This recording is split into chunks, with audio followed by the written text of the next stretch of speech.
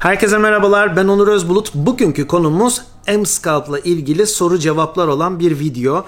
Bu videonun içerisinde neler olacak? Direkt size onlara geçeyim. M-Scalp gerçekten işe yarıyor mu?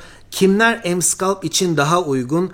M-Scalp ile takviye uygulamalar öneriyor musunuz? Hani IV terapiler ya da protein takviyeleri gibi. M-Scalp cihazının diğer cihazlardan farkı ne?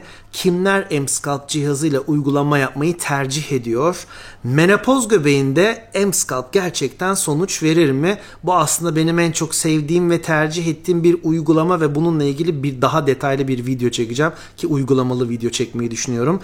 Ve en son soru, erkekler neden M-Scalp uygulamasını tercih ediyorlar?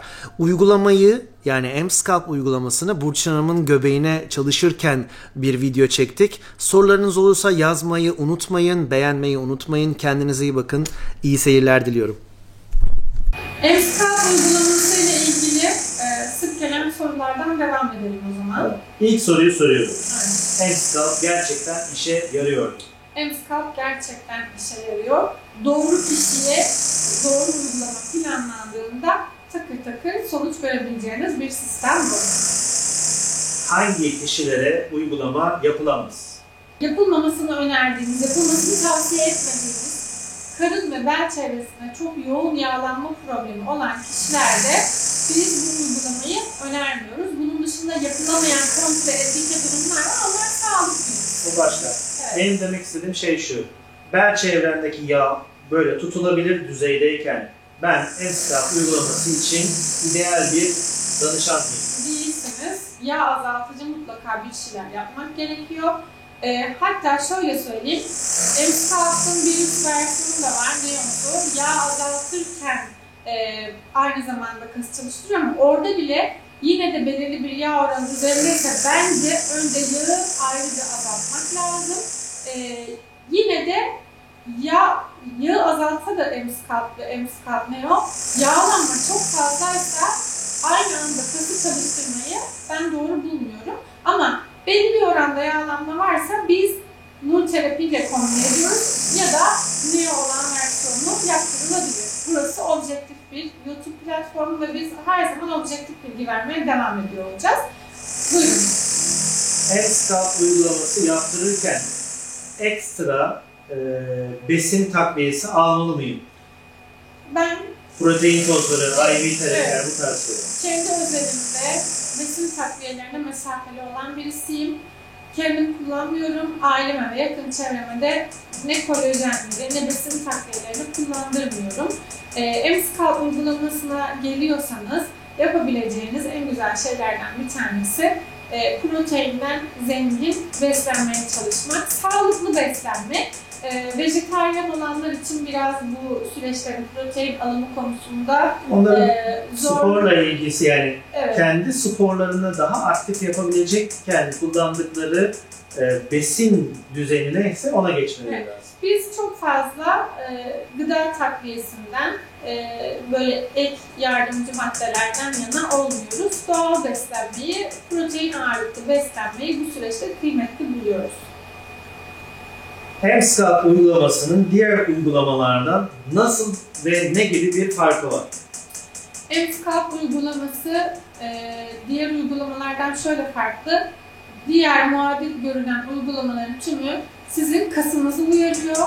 M-Scalp kası uyarmıyor, kası çalıştırıyor ama bunu motor sinirleri uyararak yapıyor. Yani size istemsizce kas kontraksiyonu yaptıran. Bu diğerleri de yaptığını iddia ediyor ama bu anlamda klinik çalışması olan ve FDA onayı olan sistem. Evet. Başka, uygulama merkezinizde en fazla aldığınız danışan grubu hangisi? İki farklı türde danışan grubunu M-Scalp'ta alıyoruz. Bir, yağ ile ilgili bir problemi olmayan, fit olmaya yakın, duruş bozukluğu yaşayan, karın kasları zayıflamış. Karın kasları zayıfladığında duruşumuz ve postürümüz hakikaten değişiyor. Bu kişileri uygulamaya alıyoruz. İkincisi, spor yapan, karın kaslarını görmek isteyen kişileri düzenli spor yapıyorsa alıyoruz ki bu kişiler çok çabuk yol kat ediyorlar zaten. Ben de o kişilere iyi bir örnek olduğunu düşünüyorum. Üçüncüsü menopoz ilgili. Menopoz döneminde bunun sorusunu alırım. Premenopoz dönemindeki kişiler için kombinasyon bir uygulama yapıyoruz. Gerçekten orada M-Scalp'ta çok işimize yarıyor. Menopoz göbeğinde işe yarıyor. Menopoz göbeğinde işe yarıyor mu derken, eğer o göbek bir güzel yerleşmişse ve bel çevresi yağlanmışsa doğrudan M-Scalp hayır. Ama tam böyle şöyle Premenopozda göbek yağlanmaya başladığı noktada. Yağlanmaya başlarken, hafif böyle öne doğru tepecik oluşturmuşken, erken noktada bunu fark edip gelen danışanlarda gayet güzel sonuç alıyoruz.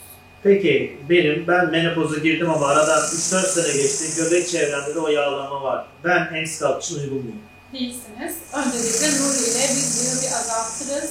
Oradaki dolaşımı arttırırız. Akabinde yağ azaldıkça belli bir süre sonra M-Scalp'ı devreye sokarız. M-Scalp uygulamasında erkekler için fayda nedir?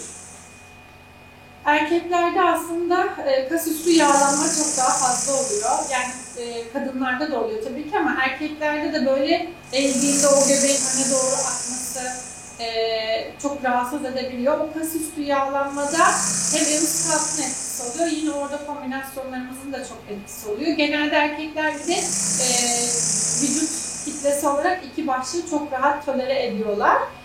Ve onlarda da çok çabuk sonuç görmek mümkün oluyor. M-Scalp uygulamasında sizin danışanlarınıza söylemek istedikleriniz neler? Yani ben Burçin Özbulut olarak M-Scalp uygulamasına giriyorum. Neden giriyorsunuz? Şimdi hemen şöyle söyleyeyim. Spora çoğu insan vakit ayıramıyor. Ya da spora vakit ayırsanız da düzenli böyle sımsıkı karın kasları yapacak kadar karın egzersizi yapacak vakit olmuyor. Ben şöyle yapıyorum. Düzenli bir şekilde ayda birkaç kez, bakın haftada 3 gün demiyorum, ayda 6-7 kez, haftada 1-2 kez olabiliyor maksimum. Onun da olmadığı zamanlar oluyor ama ayda belli bir gün sayısı kadar spor yapıyorum. Ortalama haftada bir, 10 günde bir vücudumu, kaslarımı çalıştırıyorum. Bu noktada da eğer vakit varsa, M-Scalp gibi bir programa girebiliyorsam, yoğun çalıştırmam gereken ve yoğun çalıştığında sonuç verecek olan karın bölgesi, popo bölgesi gibi bölgelerde M-Scalp'tan faydalanıyorum. Bu noktada da hem vücudumu daha fazla tutmuş oluyorum, hem de sporda mesai ayıramadığım bölgeleri yoğun ve radikal bir şekilde M-Scalp'la çalıştırıyorum.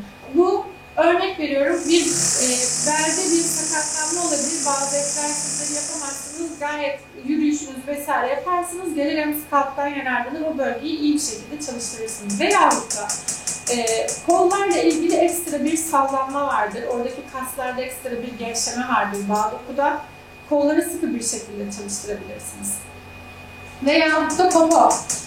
Squat yapamıyorsanız, squat herkes yapamıyor, çok da yanlış squatlar yapılıyor, bacaklar kalınlaşıyor vesaire, ya da bele yük biniyor. Squat yapamıyorsanız, popo kaslarınızı çalıştıramıyorsunuz. Zaten en çabuk düşen kadınlarda hemen popodaki yağ yastıkları oluyor da çok rahatsız edici bir görüntü oluşturuyor.